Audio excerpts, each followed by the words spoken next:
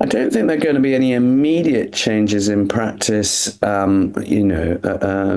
tomorrow, but I think the big change will be the presentation of the AMPLIFY data. AMPLIFY is a study looking at three regimes.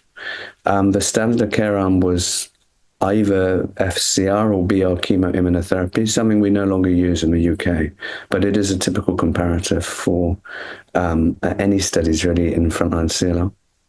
And two experimental arms. One was a fixed duration 14-month Acalabrutinib Venetoclax regime, and the other was a similar regime with the addition of obinutuzumab.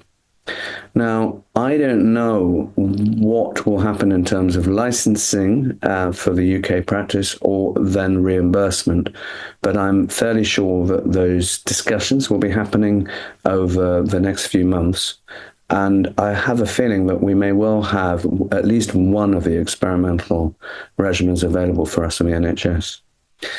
The data presented at ASH definitely showed a good progression-free survival rate for the Acalabrutinib Venetoclax arm, but it's still very early days. I think the study was affected by being performed during the pandemic, so there was unfortunately quite a few deaths due to COVID.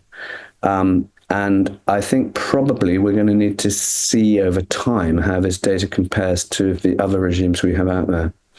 But from a toxicity point of view, I think the data was impressive. There were very low rates of atrial fibrillation, for example, which is always a concern we've had with a combination of the first generation agents such as ibrutinib along with venetoclax. And so I think it could be an attractive fixed duration regime to go to, but it's early days and we really need to see where it is, as it reports out again and again. But I think that's probably going to be the biggest practice change in 2025 that I can see, that we're going to have an additional frontline regime, which, I mean, can only be good news.